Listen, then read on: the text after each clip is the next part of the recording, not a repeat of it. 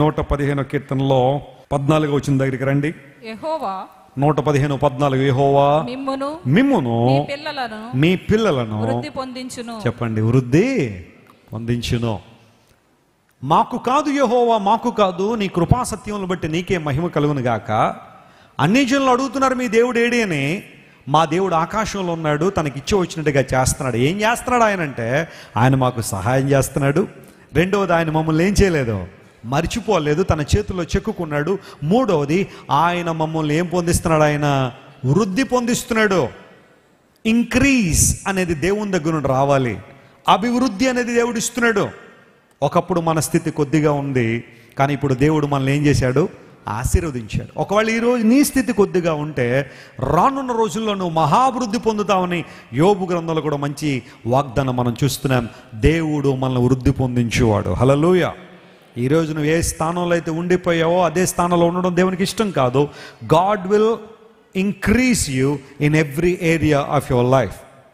అన్ని విధానాల్లో దేవుడిని ఏం చేయాలని కోరుతున్నాడు, ఆయన వృద్ధి పొందించాలని దేవుడు కోరుతున్నాడు. నీ బిడ్డలను దేవుడు వృద్ధి పొందిస్తాడు. నీ ఆధ్యాత్మిక స్థితిలో దేవుడు అభివృద్ధిని ఇస్తాడు.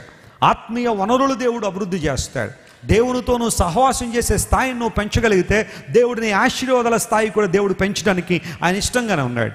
బిల్లీ గ్రామ్ అనే దేవుని సేవకులు అమెరికా దేశంలో ఒక రైతు బిడ్డగా జన్మించాడు. రైతు కుటుంబంలో. అమెరికాలో కొన్ని ప్రాంతాల్లో విపరీతమైన చలి ఉంటుంది. ఆ చలికాలంలో కనీసం ఆ ఇంట్లో హీటర్స్ కూడా ఉండేవి కాదట. హీటర్ కొనుక్కునే స్తోమత కూడా వారికి లేదు. ఆయా సందర్భాల్లో బిల్లీ గ్రామ్ గారు తమకున్న ఆ పాడి పశువుల దగ్గర ఉండి ఆ మిల్క్ అంతా తీసి వాటినే వాళ్ళు తాగుతుండేవారట. అలాంటి పరిస్థితుల్లో ఉన్న బిల్లీ గ్రామ్ గారిని దేవుడు ఆశీర్వదించాడు, వృద్ధి పొందించాడు. ఆయన వెళ్ళి దేవుని వాక్యాన్ని నేర్చుకుని ప్రభు సువార్త ప్రకటించడానికి నిర్ణయించుకున్నప్పుడు అనేక ప్రాంతాలు సువార్త కోసం వెళ్తున్నారు. అంచెలంచెలుగా దేవుడు అభివృద్ధి పొందడం ప్రారంభించారు. ఏ పరిచర్య అయినా సరే దేవుని పిలుపుతో జరిగిన పరిచర్యలో క్రమక్రమంగా అభివృద్ధి ఉంటుంది. స్తోత్రం చెప్పండి, హల్లెలూయా. Day by day God will increase that influence. ఆయన గురించి అనేక మంది తెలిసినాయి. ప్రపంచ ప్రఖ్యాతిగా రేడియోలో ఆయన ఆహ్వానించారు. దేవుని వాక్యం ఉన్నదన్నట్టుగా ఖండితంగా దేవుని వాక్యం సువార్తను బోధించారు. ప్రతి మెసేజ్లో దేవుని గురించిన సువార్త స్పష్టంగా బోధిస్తారు. ఆయన సిలువను గురించిన వార్త అందులో ఉంటుంది. అలా ప్రపంచం అంతా తెలిసేసరికి బిల్లీ గ్రామ్ గారి స్థాయి పెరిగింది. దేవుని కొరకు గొప్పగా జీవించడం ప్రారంభించారు. ప్రెసిడెంట్లు ఆయన పిలిపించుకుని ప్రార్థన చేయించుకునేవారు.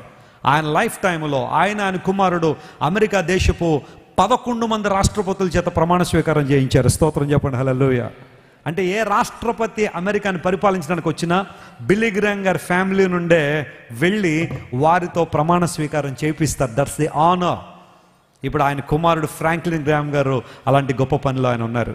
ఇలాంటి పరిస్థితిని దేవుడు ఎందుకు తీసుకొచ్చాడు? బిల్లీ గ్రామ్ గారు అనేక ప్రాంతాలకు వెళ్ళి సువార్త ప్రకటించినప్పుడు ఆయన తన 99వ సంవత్సరంలో ప్రభు దగ్గరికి వెళ్ళిపోయారు. ఆయన చనిపోయిన సంవత్సరం 2018 నేను అమెరికాలోనే ఉన్నాను. American vice president Mike Pence Billy Graham గారి గురించి చెబుతూ అంటాడు, what a great man of God. ఎంత గొప్ప దైవజనుడు, ఆయన ఇన్ఫ్లుయెన్స్ ఎంత గొప్పది. ప్రపంచంలో అనేక మందిని ప్రభు వైపు తిప్పిన దైవజనుడు. ఒక రైతు కుటుంబంలో పుట్టిన ఒక సామాన్యమైన వ్యక్తి ఈరోజున ప్రపంచాన్ని శాసించగలిగే స్థాయికి, దేవుని సువార్తను ప్రకటించగలిగే అనేక మందికి ప్రభు సువార్తను ప్రకటించిన గొప్ప దైవజనుడు. నేను చెబుతున్నాను, ఆయన పరిచర్య ప్రభావం ఆయన తరాల మీద ఎలా కొనసాగుతుందంటే, బిల్లీ గ్రామ్ గారు అబ్బాయి ఫ్రాంక్లిన్ గ్రామ్ గారు ఈ రోజున ఒక సంస్థకు నాయకుడిగా ఉన్నారు. సమారిటన్ పర్డ్స్ అని ఒక సంస్థకు నాయకుడిగా ఉన్నారు.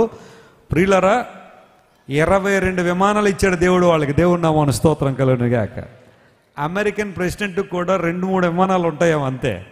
దేవుడు 22 విమానాలు ఎప్పుడు బిజీగానే ఉంటాయి. దేవుని సేవలో ఎక్కడ కష్టం ఉంటే అక్కడికి వెళ్ళిపోతారు. ప్రభు సువార్త పరిచర్య చేస్తూ ఉంటారు. 22 ఫ్లైట్స్ సమారిటన్ పర్డ్స్కి దేవుడు ఇచ్చాడు. అనేకమైన వందలాది ట్రక్కులు ఉన్నాయి.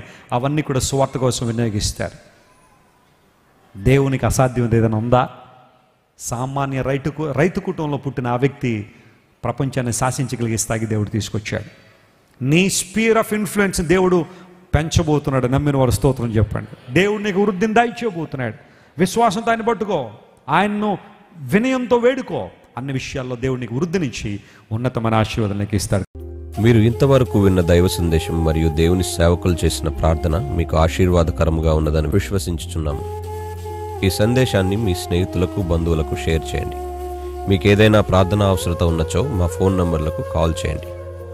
దేవుడు మిమ్మల్ని ప్రేరేపిస్తే విశ్వాసంతో సాగుచున్న ఈ పరిచర్యను ప్రోత్సహించండి. మరిన్ని వర్తమానాలు, పాటలు వినుటకు జాన్ వెస్లీ మినిస్ట్రీస్ అను మా యూట్యూబ్ ఛానల్ను సబ్స్క్రైబ్ చేసుకొనండి.